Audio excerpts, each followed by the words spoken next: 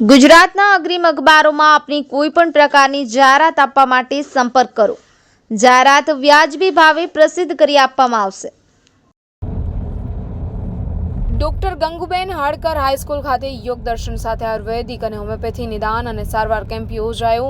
શાળાના બાળકો તેમજ આસપાસના વિસ્તારના રહીશોનું આરોગ્ય ચકાસણી કરી વિનામૂલ્યે દવાઓ આપવામાં આવી હતી।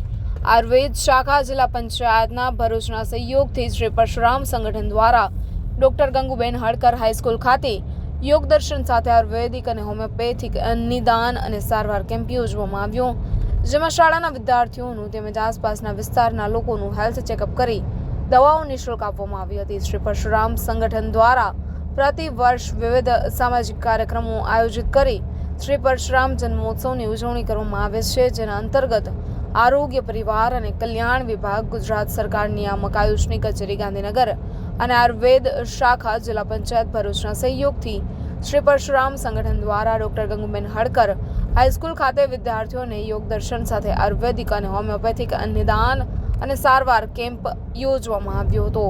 અંદાજિત 250થી વધુ લોકોએ કેમ્પનો લાભ લીધો હતો, જે કેમ્પમાં પ્રારંભમાં યોગ ટ્રેનર દ્વારા શાળાના વિદ્યાર્થીઓને યોગ કરાવી યોગનું સુંદર માર્ગદર્શન આપવામાં આવ્યું હતું, તો ત્યારબાદ કેમ્પ શરૂ કરવામાં આવ્યો હતો, જેમાં સરકારી હોમિયોપેથી દવાખાનાના જનરલ હોસ્પિટલના medical officer doctor Ketan Patel, doctor Sonaliben Patil, Ayurveda દવાખાનાના મેડિકલ ઓફિસર વૈદ વસંતભાઈ પ્રજાપતિ, વૈદ મનીષાબેન વાઢિયાએ સેવાઓ આપી હતી।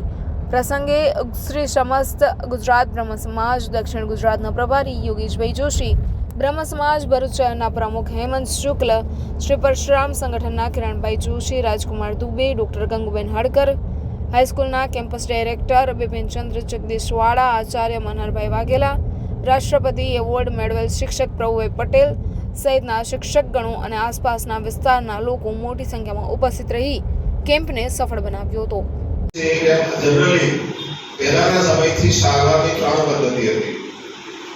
સારવારની એમાં આયુર્વેદ પદ્ધતિ છે, ત્યાર પછી એલોપેથી છે અને હોમિયોપેથિક છે। આમ જોવા જાય તો એવું કહી શકાય એક બાપ છે, એક દીકરો છે, એક પૌત્ર છે। એક બાપ કહેવાય, એક દીકરો કહેવાય અને પૌત્ર કહેવાય। હવે તમે કહેશો છોકરાઓ કે સર આ વળી શું દવાના શું લેવા દેવું? આયુર્વેદિક એ મહાભારત સમયથી ચાલી આવેલું છે। આયુર્વેદ જે સિસ્ટમ છે મહાભારત સમયથી ચાલી આવેલું, પણ વચ્ચે ધીરે એને પ્રોત્સાહન ના મળ્યું।